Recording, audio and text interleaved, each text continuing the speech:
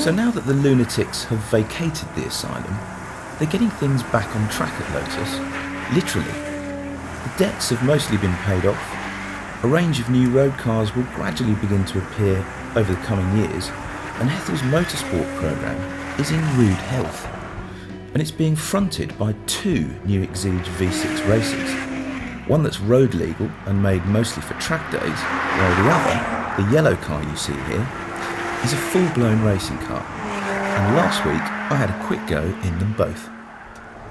On the road you'd expect the Exige V6 Cup to be a completely uncivilised monster, but in fact it's not. It rides quite nicely. It doesn't actually feel that much different from the regular Exige V6 on the road, and that's because it isn't that much stiffer. This isn't a full-blown racing car. It's a serious track day weapon, but it isn't a full-on racing car. But we're still going to have a little go on it on the track just to see what it's like. Feels properly quick when you put your foot down. There's no more power than there is in the regular Exige V6, but I don't care, because that still means you've got 350 horsepower, but what they have done is removed 60 kilograms of weight, and that makes a big difference in a straight line. It takes the curb weight down to not a lot more than 1100 kilograms, and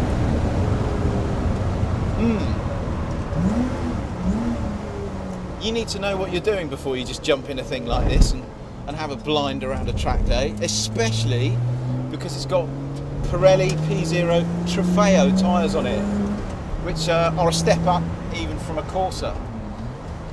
They're not a hand cut slick or anything like that, but they are a proper serious track day tyre with a very almost no tread pattern whatsoever on the last third of the tread.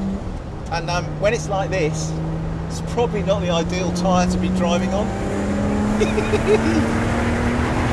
Wow, you can really feel the shove of the supercharger doing its thing.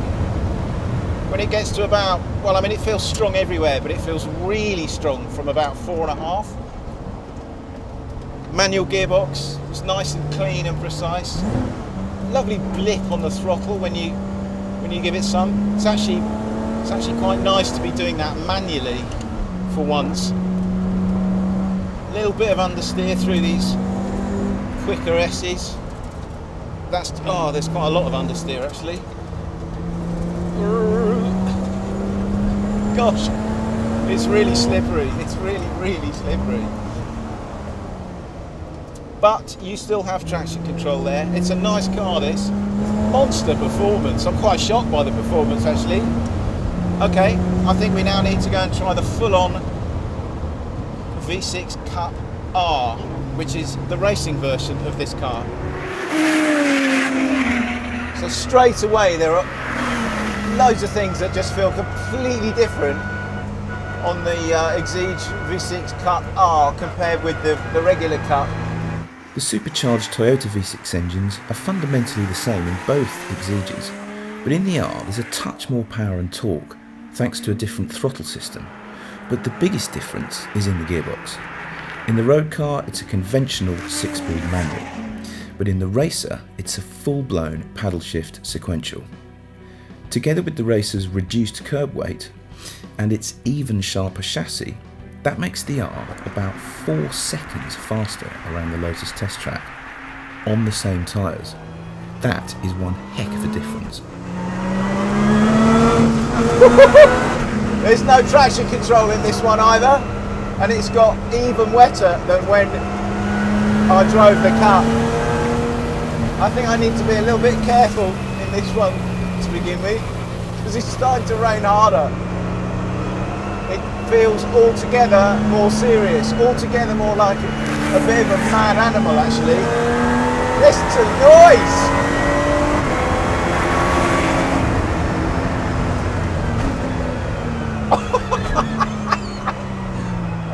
Yeah, stops quite well too. It has got wets on it at the moment, so it should be okay, it should be fine. They do run these on slicks as well. The steering's just beautiful. There's no power assistance.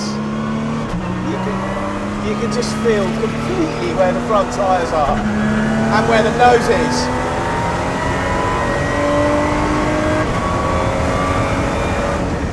This is a properly quick car. I mean, okay, the difference is V6 Cup is a serious track day car. The R is a proper racing car.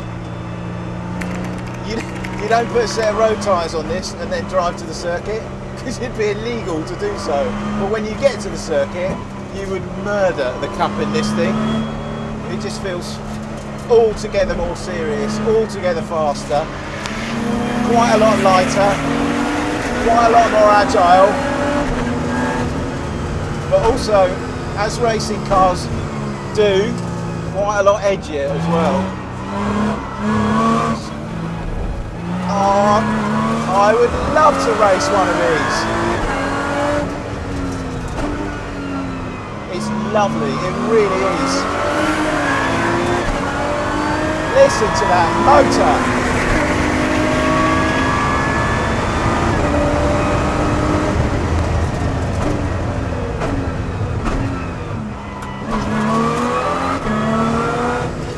Ooh, all of a sudden. You have to have a word with yourself. This is a really nice car. A really, really lovely racing car. I had a go in the GT4 Evora a while back. And that's a really nice racing car too, but it does everything for you. Everything's assisted. This, you really do feel like you're out there on the cliff edge on your own. And I think it's that much better as a result. What a lovely car. If you wanted to learn your art, if you wanted to start learning how to go GT racing, this is what you should do it in. Thank you, Lotus.